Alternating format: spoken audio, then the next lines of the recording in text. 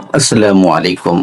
ঢাকার মিরপুরে অবস্থিত সুলতান আউলিয়া হযরত শাহ আলী বাগদাদী রহমতুল্লাহ আলাইহি মাজার শরীফ শুধু একটি ধর্মীয় স্থান নয়, এটি ইতিহাস ও আধ্যাত্মিকতার এক অনন্য নিদর্শন।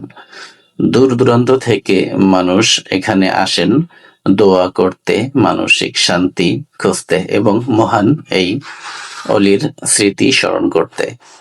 কথিত আছে হযরত শাহ আলী বাগদাদী রহমতুল্লাহ আলাইহি ইসলাম প্রচারের উদ্দেশ্যে সুদূর বাগদাদ থেকে এই বাংলায় আগমন করেন। তার জীবন ছিল মানবতা, শান্তি ও আল্লাহর প্রেমে পরিপূর্ণ।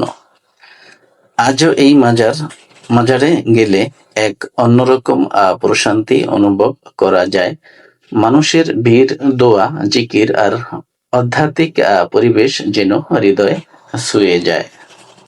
এখানে দূর দূরান্ত থেকে এসে মানুষ অনেকদিন যাবৎ বসবাস করতে পারেন এবং বের করে দেওয়া হয় না। বিশাল এরিয়া মাঠ জুড়ে লোকজনের বসবাস। অনেকে শুয়ে আছেন, বয়ে আছেন, খাওয়া দাওয়া করছেন। মানে সব দিক থেকে সুযোগ সুবিধা পাচ্ছেন এই মাজারে যারা আসেন।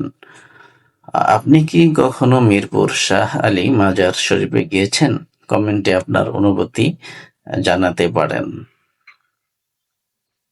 আসসালামু আলাইকুম।